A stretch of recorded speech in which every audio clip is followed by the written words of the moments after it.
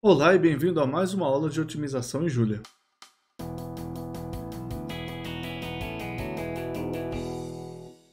Na aula de hoje a gente começa a explorar o método do gradiente. Até a aula passada a gente falou sobre o método de Newton. A gente viu que o método de Newton é muito bom, mas ele tem alguns problemas. Eu comentei um pouco sobre os problemas que ele tem, a gente comenta um pouco mais hoje. Então, a ideia toda é que a gente estava fazendo o problema de minimizar a função f de x, certo? Pra cá. Estava fazendo o problema de minimizar a função f de x. E dado um ponto xk, a gente aproximava a função f de xk mais d, usando a expansão de Taylor f de xk mais o gradiente hertziana.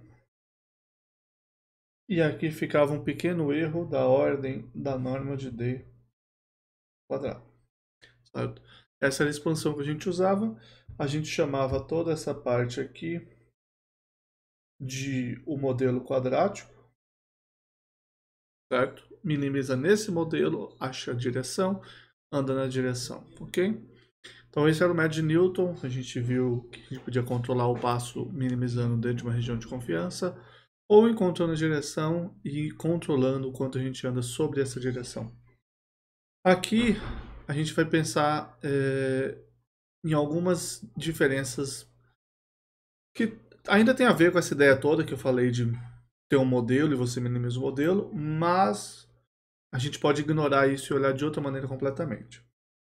Então, para isso, vamos ver qual é o problema, quais são os dois outros problemas que o método de Newton tem.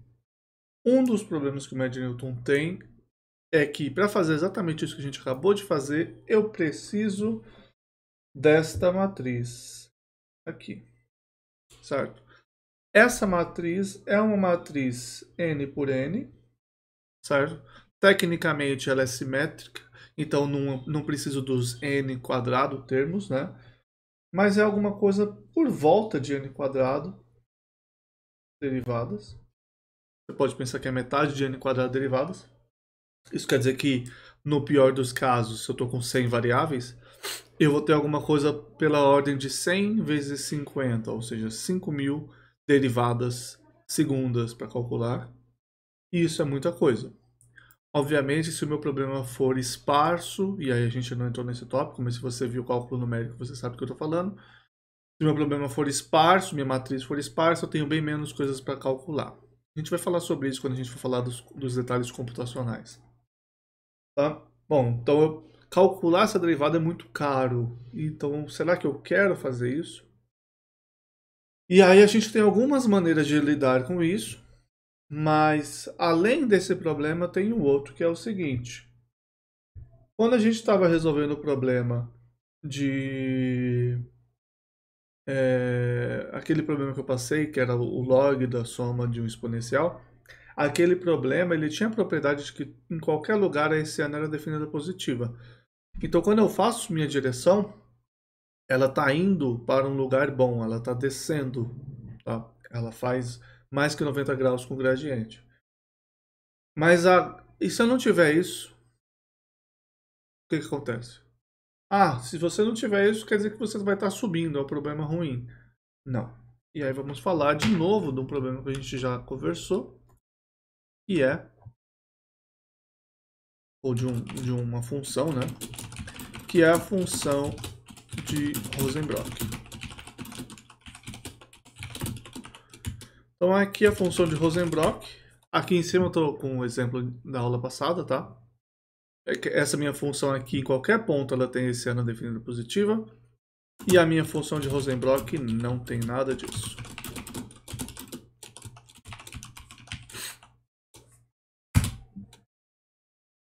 Então tá, pera. Aqui faltou um quadrado. Pronto. Tá aqui essa minha função. Aqui ela tem poucas curvas de nível, eu vou colocar bem mais. Esse 100 aqui ele atrapalha muito, a gente pode usar um 4, que é equivalente, e dá para visualizar melhor. Olhando para essas curvas de nível, obviamente elas não são elipses ou coisas parecidas, mas você olha e fala assim, também não estou vendo nenhuma hipérbole aí. para ela ser indefinida.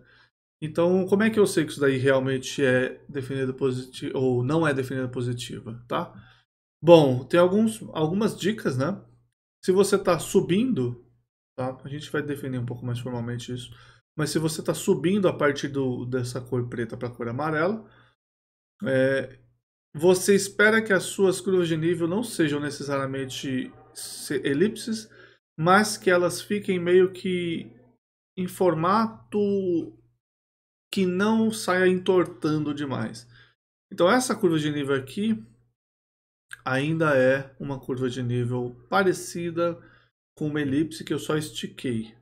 Aí eu começo a entortar ela para ela ficar para cima, e essa coisa que cria aqui em cima, essa inclinação ali, faz com que nessa região a minha ECN não seja definida positiva. Ok? Ou se você já está sentindo para onde que eu estou indo, você está olhando para essa função, você está olhando para a curvatura dela. Então aqui ela está fazendo isso. Naquele ponto a curvatura está para dentro, tá? É um paraboloide elíptico. A curvatura está para dentro. É como se fosse um balde que tem aqui. E você coloca para cá. Naquele ponto eu estiquei, a curvatura saiu daqui e fez flop. Foi para o outro lado. E aí a curvatura deixou de ser para dentro para ser para fora. Ok?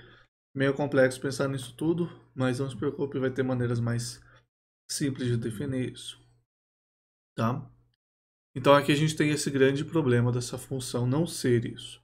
E aí eu vou mostrar, nesse ponto aqui mesmo, acho que é por volta de menos 0,5, eu vou subir até o ponto 1, para não ficar sofrendo, usando o forward diff. Deixa eu criar umas coisas aqui. Então, usando o forward diff, a ECN vai ser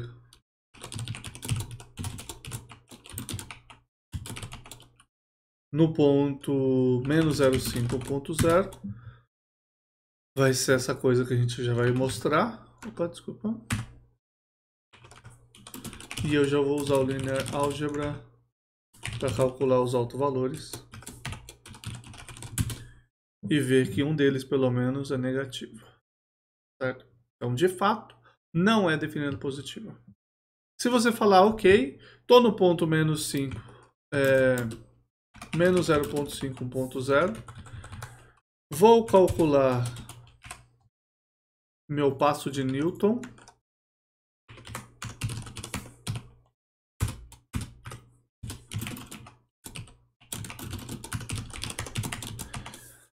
E vou para ele.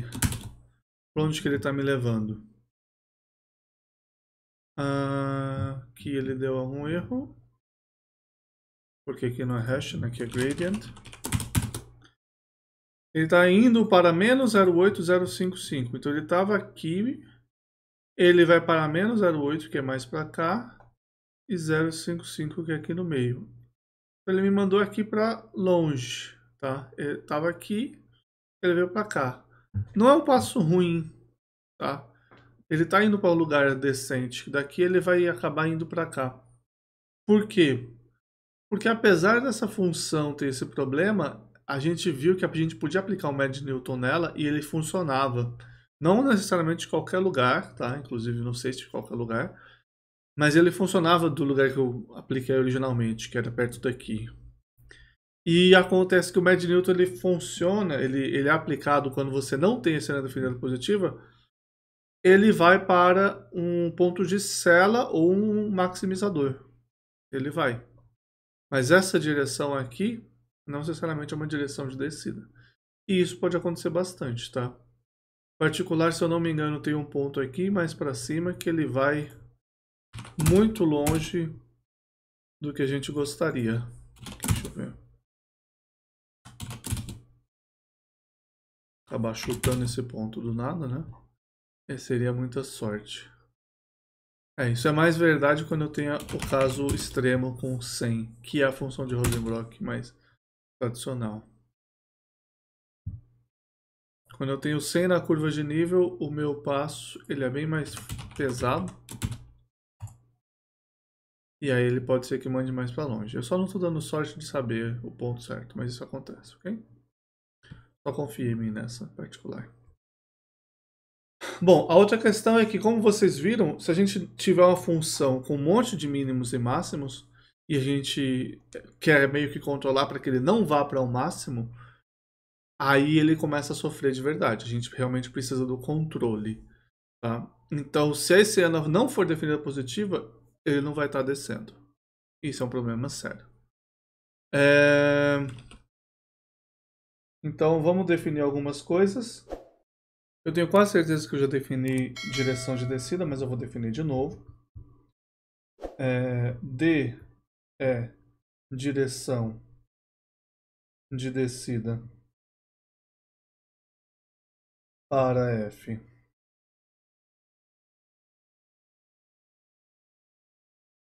a partir de X se existe um alfa barra positivo tal que o valor de função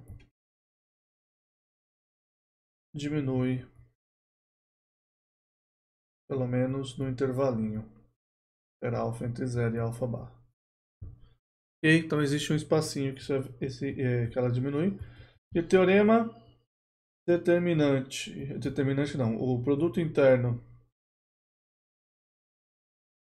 é negativo, então D é de descida para F no ponto X, tá?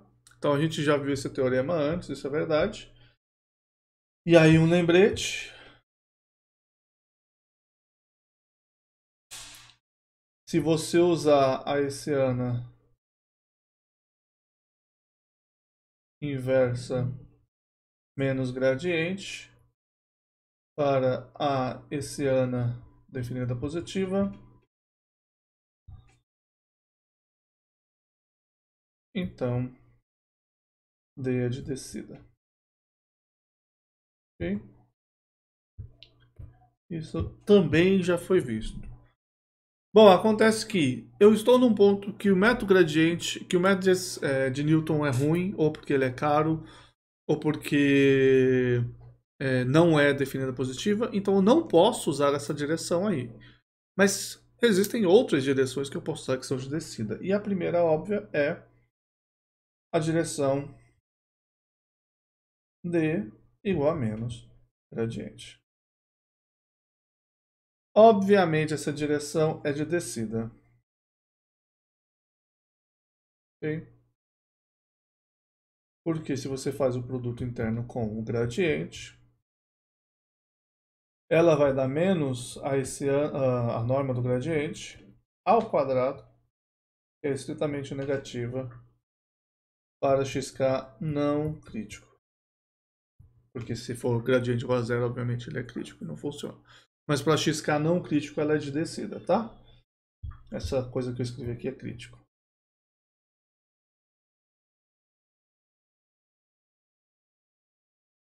Beleza? Então eu poderia usar a direção do gradiente. Opa, então vamos ver o que acontece. Vamos ver o que acontece. O que acontece você também já sabe, porque a gente já fez essa brincadeira. Eu estou aqui num ponto, eu vou escolher um ponto aqui com número 4 por enquanto. Vou escolher esse ponto aqui, menos 1, 0. Certo? Isso daqui é relativamente irrelevante. Eu vou escolher o ponto menos 1, 0. E vou seguir na direção do gradiente. Que direção que ele me dá? A direção 20, 8. Ou seja, eu estou no ponto menos 1, 0. Eu quero chegar no ponto 1, 1. E ele me manda para o ponto 19, 8. Somando os dois. Que é um ponto lá longe. Obviamente, essa direção do gradiente é péssima, certo? Então, eu não posso usar ela assim direto. Eu preciso de controle. E se você viu a aula de programação quadrática, onde eu falo do método de Cauchy, ele é exatamente o método do gradiente com um controle.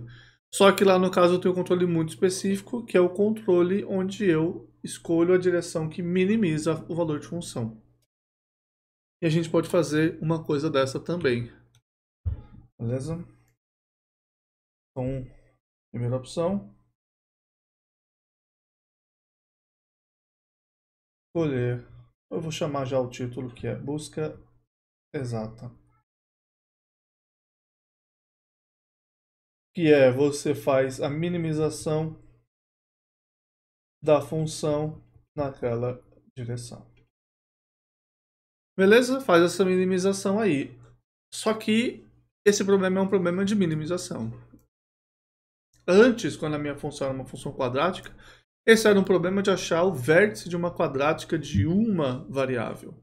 E isso eu sei desde o ensino médio. Agora eu quero achar a minimização de uma função. E isso é um problema que eu não sei resolver até agora. Beleza? Não vou expandir nesse tópico, mas existem métodos que a gente vai estudar para minimização de uma variável no intervalo.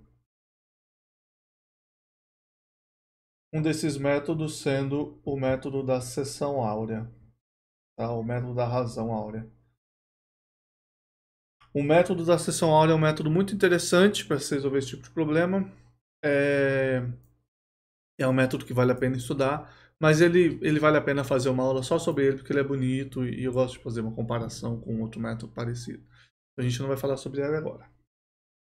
Então, voltando, a nossa estratégia de fazer a minimização exata parece uma ideia interessante, a gente não sabe dizer se é interessante ainda ou não, mas no mínimo ela exige que eu saiba de mais coisa. Spoiler, o que acontece é que fazer a minimização exata é caro.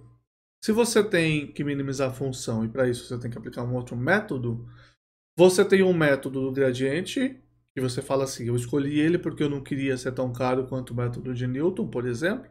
Aí você vai fazer uma minimização, vai ser muito caro, beleza? Porque você tem que ficar calculando o valor de função em um monte de pontos. E aí você não economiza tanto. E não só isso, como quando você vai fazer a minimização exata, você lembra, porque você viu na programação quadrática, você faz um zigue-zague. E aquilo, apesar de não ser mais exatamente igual, porque você não tem necessariamente um zigue-zague numa função não linear, você vai continuar tendo uma coisa parecida, tá? Você vai continuar tendo alguma coisa parecida com um zigue-zague. Então, a gente vai voltar a falar sobre o método de busca exata no futuro, para poder mostrar esse zigue-zague ou coisas equivalentes, mas por enquanto a gente vai ignorar essa possibilidade, porque é uma possibilidade meio específica. Vamos focar em possibilidades mais práticas. E aí a possibilidade mais prática é fazer, de novo, busca com armijo. E essa possibilidade é uma possibilidade que a gente já esperava, porque eu falei sobre busca com armijo há pouco tempo, método de Newton, e nada naquele método, naquela estratégia, é limitadora sobre a direção. Inclusive, nada no que eu estou falando hoje é limitadora sobre a direção. Ela tem que ser uma direção de descida, a priori. Tá? Tem umas duas outras condições a se fazer, mais ou menos, que a gente pode colocar, mas a priori, sendo uma direção de descida, funciona. Essa direção do gradiente, do menos gradiente, é óbvia. Então a gente vai continuar com ela por enquanto. Mas a ideia de fazer a busca com armijo é: eu quero fazer f de xk mais alfa dk, estritamente menor que f de xk, mais um eta alfa e gradiente da f de xk transposto d. Ok? dk. E é só isso. Vamos fazer essa minimização. A gente vai ter uma busca de novo, uma busca linear, fazendo backtracking e vai resolver o problema. Ok? Vamos fazer essa implementação.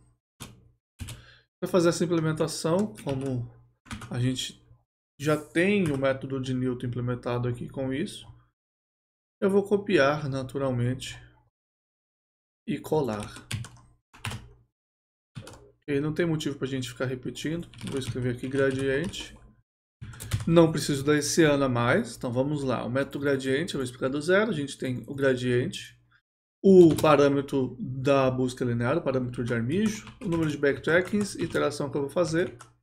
Continuo com essa condição aqui. Eu precisaria do gradiente igual a zero. Vamos fazer ele parar quando não for zero, quando for 10 a menos 4 já está bom, porque eu não quero rodar demais. Por enquanto, imagina que é só isso que a gente está fazendo. A direção agora é menos o gradiente, e aqui dentro eu faço armijo novamente. Fazendo armijo, eu estou com a condição, enquanto ela não for satisfeita, eu diminuo o tamanho do passo. Se eu fizer, eu atualizo o número de backtracks que eu estou fazendo. Se eu tiver que diminuir demais esse passo, eu falo não dá mais, erro, e depois atualizo o passo. Só isso, esse é o método gradiente. A minha função de Rosenbrock está aqui. O meu método do gradiente, a partir do ponto menos 1.2, 1.0, que é o ponto tradicional, está aqui. Ele converge para o ponto 1, 1, depois de 259 iterações e 11.100 avaliações. Então, para a gente poder comparar, o Mad Newton está aqui. Se eu jogar o Mad Newton, vocês vão ficar surpresos, ele resolve em 9 iterações. Okay? Muito, muito mais rápido, claro. O método gradiente é muito pior. Note que no método de Newton, eu faço essa condição e pode acontecer da direção não ser de descida e aí ele não funciona. Vamos pegar uma outra função aqui. Vamos pegar aquela função que a gente conhece e gosta já. Apesar dela ser nova na nossa vida, a gente já está muito feliz com essa função aqui. A partir do ponto menos 1, 2 não faz diferença também. O método do gradiente em 22 iterações ele para, fica satisfeito. E o Mad Newton, depois de 4 iterações, ele para, com um ponto um pouquinho melhor ainda. Ele é um método pior, nesse caso não foi tão pior assim, ele ficou ok, ficou satisfeito. Beleza? E aí por último, para a gente pegar uma função bem chatinha, eu vou voltar numa função que a gente fez com seno e cosseno. Voltando, fui copiar a função de outro lugar, colar aqui para a gente ver as curvas de nível dela. Então lembrando que essa função é assim, é toda porcaria. Se você lembrar da superfície dela, você lembra que ela é uma função que faz um paraboloide elíptico e aí você sai mexendo ele, balançando. Tá? Eu não estou usando o plot ali para mexer. O minimizador global dela é no 0, 0, mas a gente não tem esperança de achar ele. Tá? Começando de um ponto aleatório qualquer. E eu vou fazer mais ou menos isso. Eu vou começar de um ponto aleatório qualquer. Eu vou deixar esse menos 1.2, 1.0 para ver o que acontece. O método do gradiente achou um ponto depois de 27 iterações, que é o ponto 0 e menos 0,7. O gradiente nesse ponto, vamos pegar aqui, x, iter, nbk. O gradiente nesse ponto é esse valor, que é bastante próximo de 0. E a hessiana nesse ponto, eigen values, tem autovalores positivos. Então ele é garantidamente um método, um ponto suficientemente próximo, certo? Porque eu não estou usando exatamente 0 nas coisas. Mas é um método suficientemente próximo de ser um minimizador local estrito. Mesma coisa com essa função no método de Newton, erro no backtrack. Que é o que a gente falou. Ele não consegue usar esse ponto. O ponto inicial que eu tenho aqui, que é esse 1.2, para essa função, pode ser que ele até seja definido positivo, mas ele já não é, certo? E potencialmente pode ser que quando eu tento fazer a direção, ele já não dá de descida. Essa função é tão ruim que se você escolher um ponto muito espertinho, você acha um ponto que não seja que seja um maximizador local. Então lembra que tem esse problema para essa função. A gente nem sabe disso. Então tem essa situação que pode acontecer. Então o Mad Newton ele com certeza teria autovalores péssimos. Então, por exemplo, aqui está no 1.2, 1.3, 4, 5... o menos 1.5, 1.0 é um ponto onde ela parece um paraboloide elíptico para baixo. Então ele está perto de um maximizador local, não minimizador. Vou tentar começar desse ponto, ele vai falhar de novo. Erro no backtrack. E se eu tentar para o Mad Newton, ele foi para outro ponto. Nesse caso, parece ser o mesmo ponto. Só que aqui ele foi por um lado, aqui ele foi por outro. Certo? Obviamente eu quero h de x. Ele funciona. Beleza? É o melhor ponto? Não. Mas ele funciona. Tá? Então quer dizer, o método do gradiente, ele é mais robusto, tá? Vou deixar essa palavra, robusto, do que o método de Newton com busca, tá? O método gradiente com busca de Armijo é mais robusto que o método gradiente com busca de Armijo. E aí o que eu quero dizer com robusto? Robusto quer dizer resolve mais, ou ele dá mais conta das coisas, mais conta a expressão, tá? Ele consegue lidar com mais problemas. Robusto de uma maneira um pouco diferente seria você falar que ele é menos suscetível a perturbações ou a efeitos externos. Estou com meu fundo verde falhando hoje, porque estou gravando mais cedo e o sol está batendo. Enfim. Licença, né? O método gradiente é melhor nesse aspecto, mas você viu que nas situações que ele funciona e o Newton funciona, em geral, o Newton é muito melhor. Principalmente quando você está próximo da solução, o Newton é quadrático, teorema. E o método gradiente, a priori, não vai ser. E a gente, de fato, não tem como provar que ele é. Ele não é, ele é, no máximo, linear nas situações boas. Beleza? O método gradiente tem esse grande probleminha. Acontece que tem uma variante do método gradiente que funciona também. E aqui eu vou voltar para esta imagem. Eu vou voltar para uma imagem quadrática. Eu vou antes fazer um gradiente com plot. E o nosso gradiente com plot, eu vou fazer um breve corte porque você já viu o gradiente com plot. Então aqui eu fiz o gradiente com plot, tá? Eu acrescentei um argumento que vai ser o plot. Vou fazer um scatter, um plot e outro scatter. Acabou. E pra gente ver que ele tá funcionando, ou não, porque eu posso ter errado, claro. Eu vou mandar um leg igual a false. Vou pedir o contorno da função, as curvas de nível. Vamos usar levels igual a 20. E aí eu falo gradiente com plot, por favor. E peço o plot no final. Dessa função com seno. Que bonita essa função. Aqui ele faltou contorno, exclamação P. Pronto. Aqui ele começou aqui atrás, ele mandou ele lá para frente, por sorte a priori, tá?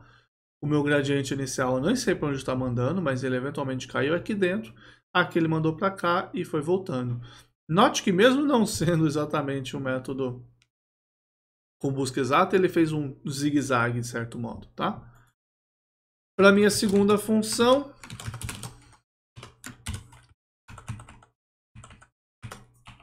de Rosenbrock,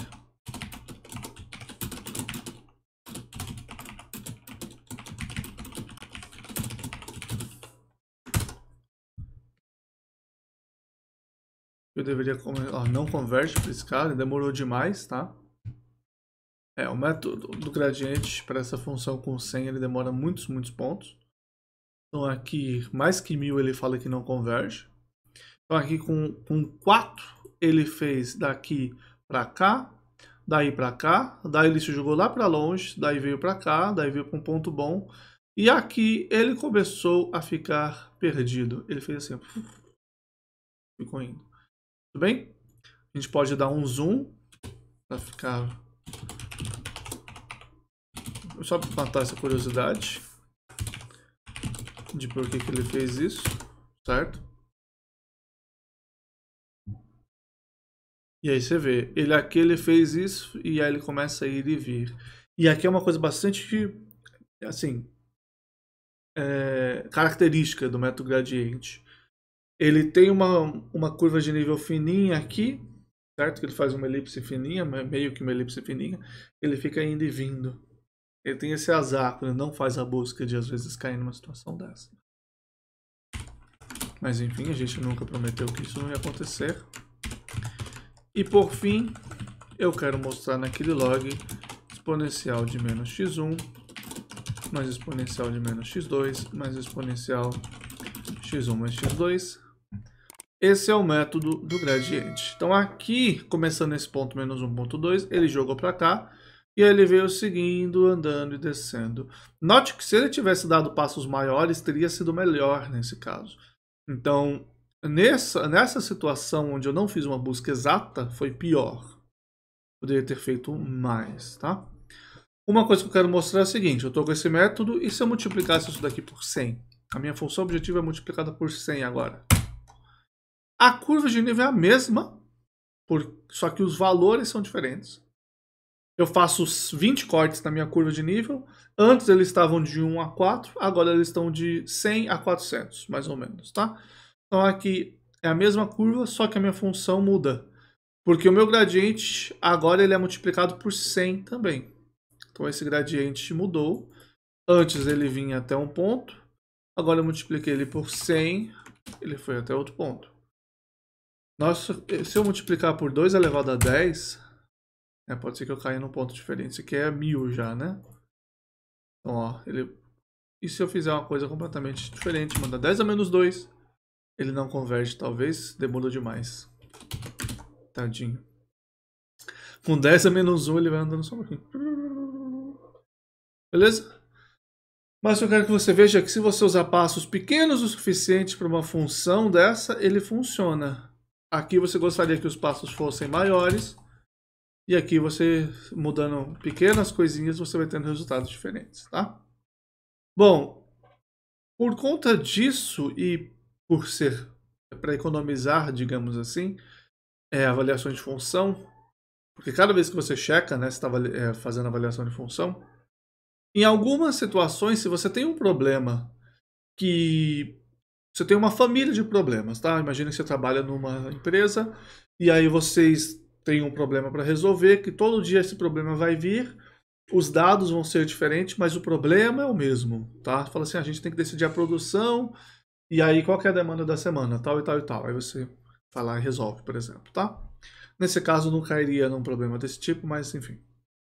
Quando você tem um problema que é muito parecido, às vezes você, em vez de tentar fazer um método genérico, você tenta fazer algumas especializações.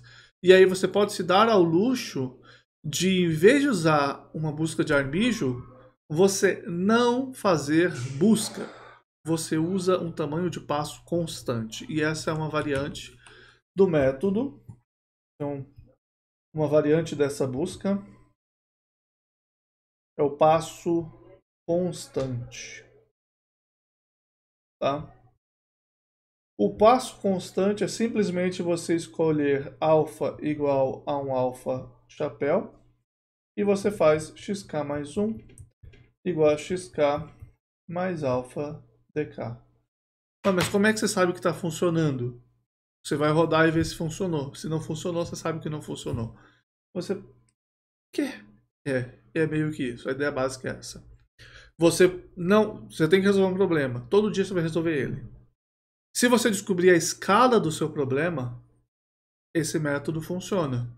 A função tem que satisfazer algumas propriedades, mas a ideia é que, tipo, se você está com um problema bem comportado e você acha a escala, ele funciona. E um exemplo de problema bem comportado é esse. Então eu vou criar um método chamado gradiente constante. Inclusive eu vou deixar já um gradiente plot, porque a gente quer ver imagens. Já vou colar ele logo abaixo mesmo, para que eles fiquem todos juntos um do outro. Gradiente CTR. E aqui eu vou fazer um alpha hat. Aqui deveria ser hat antes. E esse alpha hat eu vou usar aqui.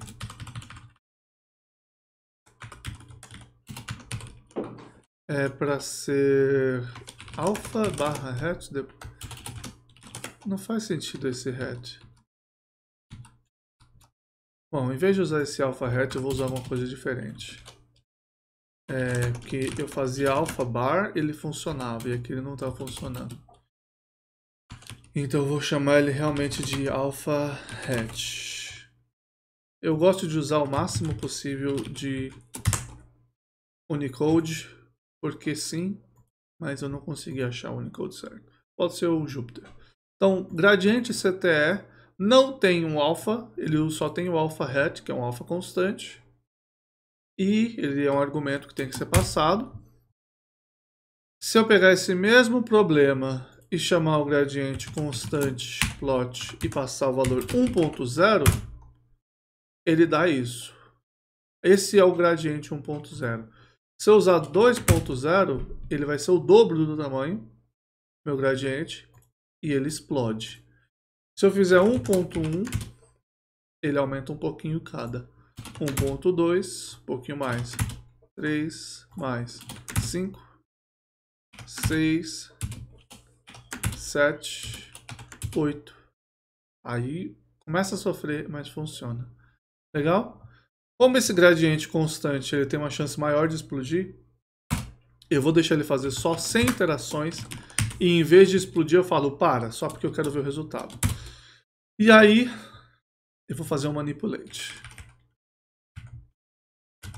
Então aqui dentro eu quero fazer um manipulate for alpha igual ao range de 0.1, 2.0 de tamanho 100 e aqui vai ser o meu alfa. Vamos ver. Então olha só, aqui é o 1.0, se eu usar passos maiores ele anda mais. Ali no final ele não precisa andar mais tanto, tá vendo?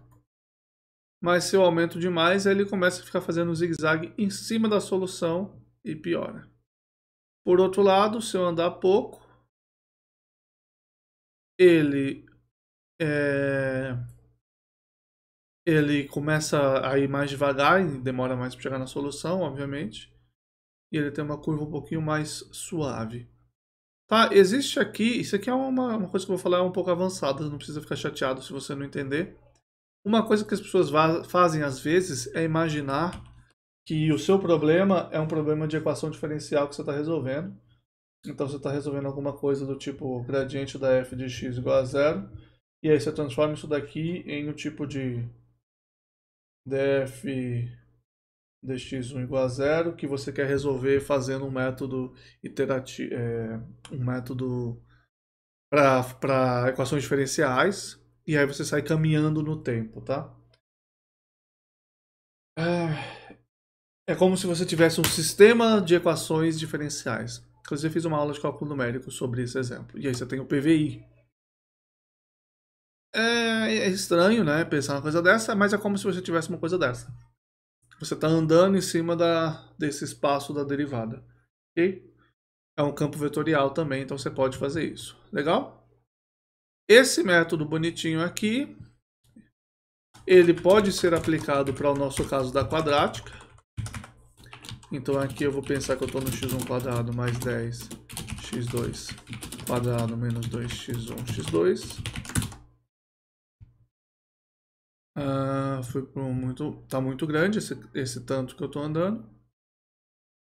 Deixa eu ver se não funcionou. Vamos mudar isso aqui para 0,1. Isso aqui para 0,02.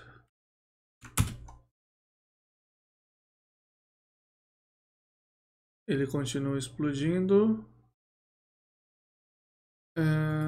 Se eu tentar... Pronto, aqui funciona. Ele está muito suscetível, tadinho. Coitado, às vezes a gente tem dó deles. Vamos dividir por 10 tudo. Legal, agora ele está funcionando melhor. Então aqui para uma função quadrática, tá? A curva de nível está ali para cima, deixa eu tentar. Agora está mais interessante. Uma função quadrática, aqui eu estou andando um pouco para chegar na solução. Aí aqui eu estou aumentando para o passo ficar maior. Quanto maior o passo, melhor ele vai indo, obviamente. Que ele está chamando todos os intermediários até chegar onde eu quero. Vamos mudar para 20 passos apenas. Vou dividir apenas por 5. Ok. Eu vou dividir só por 2. Ele não estava tão ruim assim quanto eu imaginei. Ok, que legal, que bonito aqui. tem um lugar onde ele ultrapassa e começa a fazer o zigue-zague que vai afastando. Note que tem um ponto muito bom aqui, onde ele vai para cima exatamente desse eixo, tá? Aqui entre 0,9 e 1,0. Então o que eu vou fazer é focar nesse cara.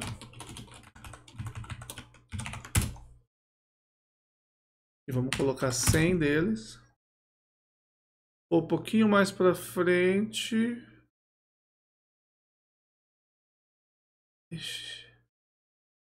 Ele tá andando muito pouco aqui. Bom, tem um ponto aqui onde ele fica exatamente em cima e fica bonito, tá? Não consigo achar esse ponto agora, mas ele funciona e fica legal. Enfim, para mostrar que ele funciona. Então, esse caso ele deu isso daí. Se eu usar a função de Rosenbrock, vamos voltar para 0,1,2.0. Ele já explodiu, não deu conta. Esse passo está muito grande para ele. Vou pegar toda a função de Rosenbrock, dividir por 10. Vamos ver se ele funciona. Então aqui eu tive que resetar o notebook, porque ele acabou a memória, imagino, no meu computador. Então aqui a função de Rosenbrock com o termo 4 e agora dividido por 10, para que não fique muito grande. Ele joga e vai ali. Se eu andar um pouquinho mais para frente, ele faz umas coisas loucas. Certo? E aí foi demais. Mas tem alguns lugares onde ele funciona essencialmente, tá vendo? Ele cai no espaço e ele dá conta. Na função de Rosenbrock, não tenho garantia que isso daqui vai acontecer, tá? A não ser que eu esteja muito próximo da solução. E essa função aqui, uma situação parecida, provavelmente. Que ela está explodindo. Quando eu estou com um passo muito pequeno, ele faz essa coisa. Os passos não são suficientes para ele parar. Tá? Então ele sai se jogando de um lugar para o outro. Então, enfim, pode ser que não dê nada certo. Quando eu aumento um pouco, pode ser que ele tenha mais sorte em algumas situações e pare. Mas não tem garantia de que vai funcionar.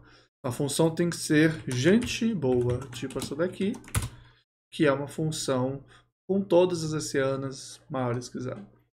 Tá? E aí eu começo a definir um pouco de convexidade, ok? Logo depois de acabar essa aula eu falo um pouco sobre convexidade. Bom, como vocês viram, uma maneira de tentar lidar com esse problema dele sair fazendo esse passo constante que vai embora é a outra variante, que é um passo decrescente. Passo decrescente simples, tá? Eu não sei o nome, na verdade, deve ter um nome melhor. Algum alfa k mais 1, algum alfa k, uma sequência alfa k, onde o alfa k mais 1 vai diminuindo, ou ficando igual. Por exemplo, se eu uso o alfa k igual a 1 sobre k. E ele só vai diminuindo, diminuindo, diminuindo, diminuindo, tá? Eu tô vendo que meu fundo verde tá uma porcaria, mas paciência. Esse passo ele tenta seguir o tamanho ok, e aí eventualmente ele está muito próximo, ele vai parando, tá? Uma tentativa de lidar com esse problema. Aqui entra um pouco um assunto que a gente não vai tocar agora, que é o assunto de machine learning e eventualmente de programação estocástica. Quando a gente está trabalhando com funções tipo redes neurais, a gente tem uns modelos um pouco mais complicados, eles vão ter uma cara horrível, tipo aquela função que a gente tem um monte de minimizadores e maximizadores locais. E é bastante caro fazer uma avaliação de função, então a gente quer evitar de calcular gradiente. Inclusive, a própria função, a própria avaliação a gente já não faz 100%, a gente já faz estocasticamente. E aí o que acontece é que a gente usa alguma coisa tipo essa daqui, tá? Pelo menos o que acontece muito é uma coisa que originou baseado nesse tipo de passo constante. Você fala, só vou pegar uma direção e andar nela um tanto. Ok? É uma situação simplificada. Beleza? Bom, resumindo essa parte até agora, método do gradiente, a ideia dele é a direção que eu vou andar, é a direção do gradiente. A estratégia de controle é essencial, ele mesmo, uma função super gente boa, começando próximo, ele pode não funcionar. porque a escala da função influencia fortemente quanto que ele vai andar, beleza? A mesma função pode ter o mesmo minimizador, se eu multiplicar por 10, ela vai ter o mesmo minimizador se eu multiplicar por 10, por 100, por 0.1, qualquer valor positivo, mas o gradiente vai mudar drasticamente, então o que eu ia andar 1, eu passo a andar 10, eu passo a andar 100, eu passo a andar 0.1.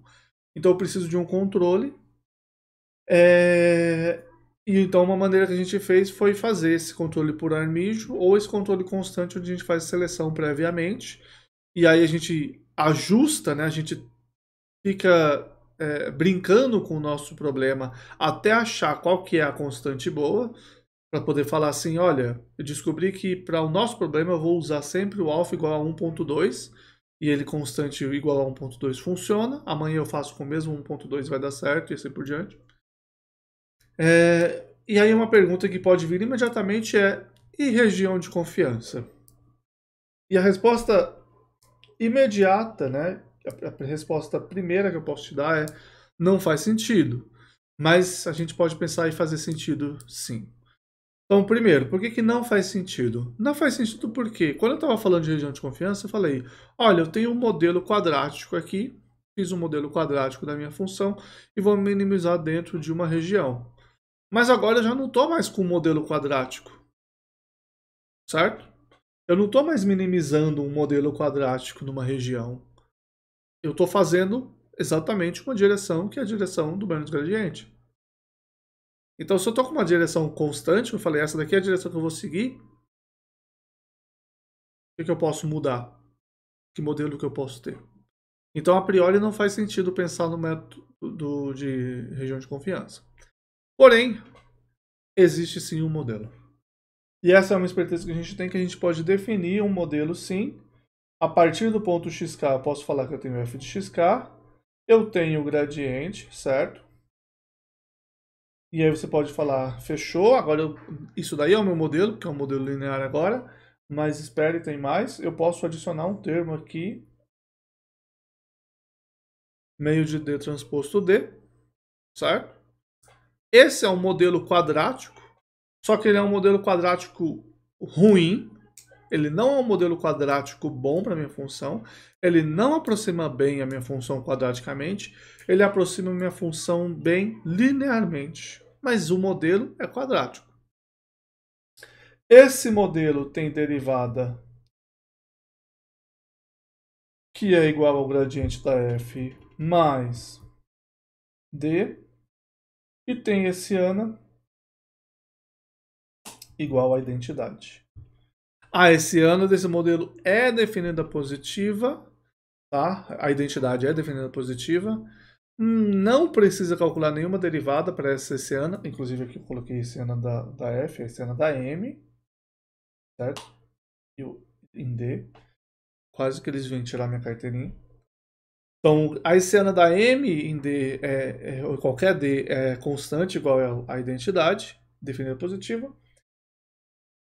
Então, eu posso falar, então, vou minimizar essa função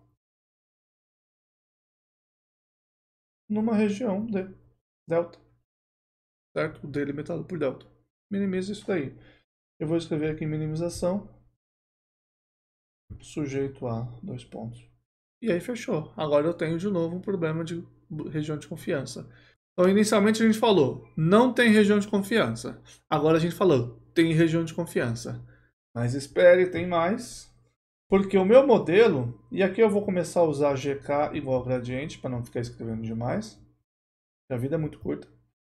O meu modelo, ele é FK. Inclusive eu também vou usar FK para a função. Também não quero escrever demais. Ele é FK mais GK transposto D mais meio de D transposto D. E como você viu em uma das aulas de programação quadrática, eu posso escrever isso daqui, quando a hessiana é definida positiva, pelo menos, como um produto que depende da matriz hessiana, que no caso é a identidade, então ela não aparece, certo? Um produto que tem o termo D dos dois lados transpostos, certo? Ou seja, é uma norma nesse caso. No caso, com a Hessiana, que não é identidade, é uma norma também, mas é uma norma ponderada pela Hessiana. E aí aqui, se você olhar, eu tenho D transposto D, que já está ali em cima, com o meio. D transposto GK e GK transposto D são a mesma coisa. E GK transposto GK, e aí eu subtraio esse GK transposto GK que eu inventei. E ainda tenho um FK. Isso daqui é metade da norma de D mais GK ao quadrado, mais constantes. Essas constantes dependem de K, mas são constantes, tá? Ou seja, o meu modelo é minimizar a distância da direção D a o vetor menos GK, tá? Então eu tenho o vetor GK em algum lugar do meu espaço. Lembrando, vetores são coisas assim, certo? Mas o que importa é este ponto aqui. Vou até mudar a cor para ele ficar mais evidências. Esse daqui é o ponto menos GK, o vetor menos GK, ele está aqui.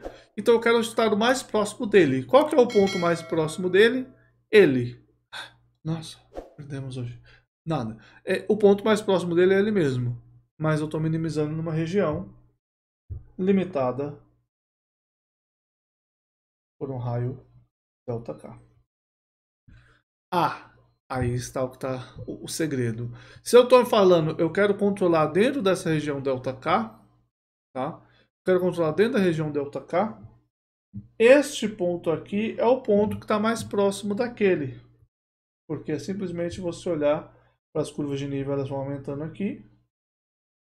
Ou você pensar na projeção numa esfera ou numa circunferência, enfim, pensar na distância entre duas circunferências, enfim, tem várias maneiras de você pensar nisso, mas a questão é que o ponto mais próximo do ponto menos GK para a esfera centrada no 00 com raio ΔK é exatamente a interseção da reta que vai até o menos GK com essa borda verde que é minha região. E esse cara aqui, então ele é da forma alfa menos GK para algum alfa. Nesse caso, o nosso alfa a gente sabe exatamente quem é, porque se ele bater nessa borda, ele vai ter tamanho ΔK. Então esse alfa daí vai ser, eu vou colocar entre parênteses, entre chaves, ele vai ser o tamanho ΔK dividido pela norma de GK. Quer dizer, eu tive que dividir por GK para que ele ficasse tamanho 1, multiplicar por ΔK para que ele ficasse do tamanho da região verde. Ou ele pode ser 1, tá? Então aqui, se o meu GK for maior do que o ΔK, e aqui, se o meu GK não for,